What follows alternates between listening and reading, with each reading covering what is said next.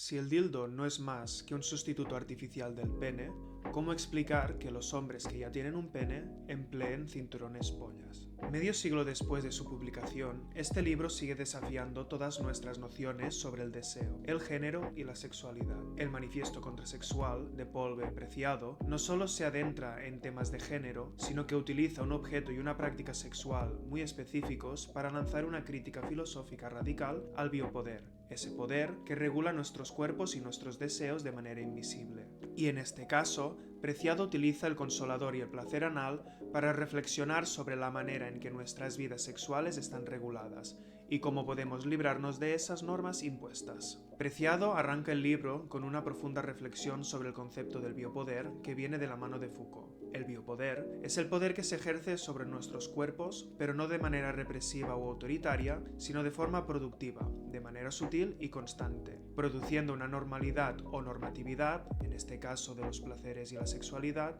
y con la norma, su desviación. Todo esto fijado en una dimensión material y corporal que lo hace confundir con la naturaleza. Este poder moldea nuestras identidades y nuestros deseos, regulando incluso nuestras prácticas sexuales. La sociedad, la medicina y la política han creado un sistema normativo que nos dice cómo debemos vivir nuestra sexualidad, qué debemos desear y qué se considera aceptable o no. Citando a Preciado, el deseo, tanto órgano como práctica, no es un lugar preciso ni un impulso natural.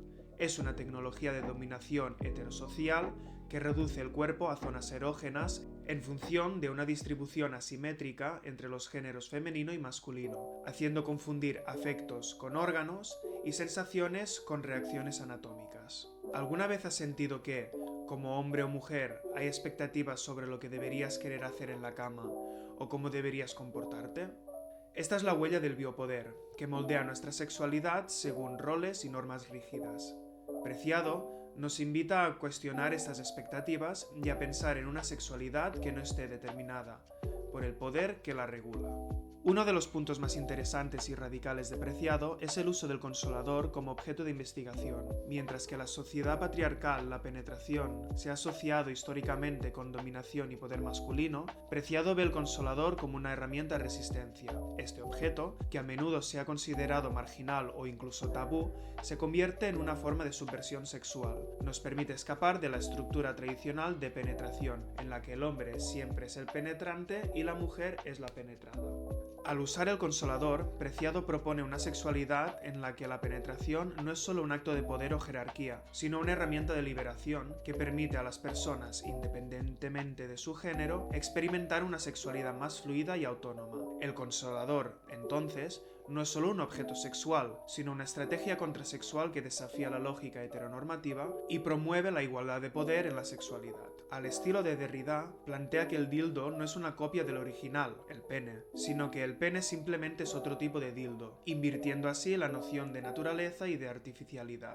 A través de la crítica a la supuesta naturalidad de la sexualidad heteronormativa, se revela que la sexualidad natural es tan construida como la artificial. Esto nos abre la puerta a un mundo de experiencias sexuales que escapan a la normatividad y la violencia biopolítica. Asimismo, Preciado no invalida las normas comunitarias ni el consentimiento, más bien, utiliza el consolador como una forma de pensar y explorar las posibilidades de desmontar las jerarquías tradicionales de género y sexualidad. Y cuando usa ese objeto, no es solo por un placer físico, sino por una revolución interna, una redefinición de lo que el deseo puede ser. En el libro se sigue una genealogía para mostrar cómo, en su origen, el dildo era considerado una forma de autosatisfacción, fuera del control masculino y social, un dispositivo que podía ofrecer a la mujer la posibilidad de experimentar placer de manera independiente sin la intervención de un hombre. ¿Cómo llegó a producirse esa tecnología? Preciado habla específicamente de la relación entre los aparatos creados en el siglo XIX para curar la histeria femenina y el dildo moderno, que eventualmente daría lugar a la strap-on. En el contexto histórico, a finales del siglo XIX y a principios del siglo XX, los médicos de la época diagnosticaban la histeria como una enfermedad femenina, vinculada con la supuesta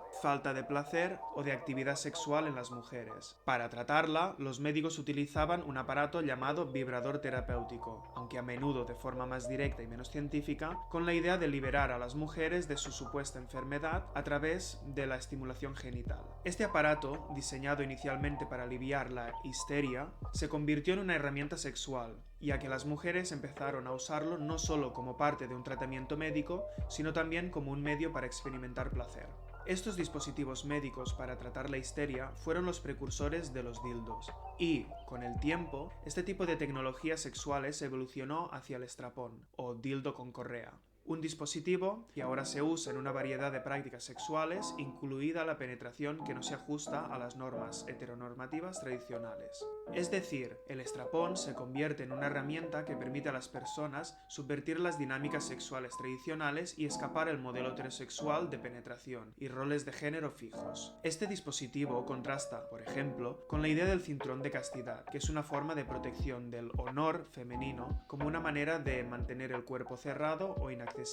El dildo, por el contrario, abre un espacio de exploración y liberación sexual, un acto de apropiación del deseo que va en contra de la visión heteronormativa y represiva. La obra de Preciado tiene ecos claros de autores y autoras tales como Haraway, en el sentido de que no quiere un regreso al jardín del Edén como un estado previo a la violencia masculina, Foucault, en el sentido de que hay que reapropiarnos de las tecnologías para desarrollar una hermenéutica del sujeto, o Butler, en el sentido que es mediante la parodia y la performance de la artificialidad sexual dominante heterosexual que podemos desplazar el significado y subvertir los códigos normativos. Otro de los aspectos filosóficos más provocadores de Preciado es su reflexión sobre el placer anal. La erotización del ano deviene una fuera, una fractura de la sexualidad hegemónica. Históricamente, el placer anal ha sido visto con recelo y asociado con lo tabú, lo que convierte el placer anal en una práctica contrasexual. Preciado utiliza esta práctica para mostrar cómo la sexualidad anal rompe con la normatividad del patriarcado y la heterosexualidad tradicional. En un gesto irónico marxista, cercano a la forma de filosofar de Haraway, dice Preciado que los trabajadores del ano son los nuevos proletarios. En el sistema sexual normativo, el hombre se define como el penetrador y la mujer como la penetrada, y el acto de penetrar se asocia con el poder. Sin embargo, el placer anal subvierte esta jerarquía. Tanto hombres como mujeres pueden ser receptivos o activos en esta práctica. Aquí, el placer no está determinado por la dominación masculina o la sumisión femenina, sino por el intercambio y la autonomía en el cuerpo y el deseo. En lugar de aceptar las jerarquías preestablecidas, el placer anal permite que el cuerpo se emancipe de las categorías binarias de la sexualidad. Dicho de otro modo, todos tenemos ano. Preciado nos invita a pensar en el placer anal como algo marginal o perverso, en el buen sentido de la palabra, como minoría contrahegemónica que se distancia de la mayoría alienada y producida por el poder, es decir, como un acto subversivo que cuestiona la estructura del poder que controla nuestras prácticas sexuales. A menos que, claro está, se use la penetración anal como fuente de dominación sexual heteronormativa, tal y como se observa en la categoría pornográfica anal. Es un placer que desmonta las normas heteronormativas y nos permite imaginar una sexualidad sin jerarquías, donde el poder no se distribuye de acuerdo con el género, sino que todos los cuerpos pueden ser activos y pasivos, penetrantes y receptivos.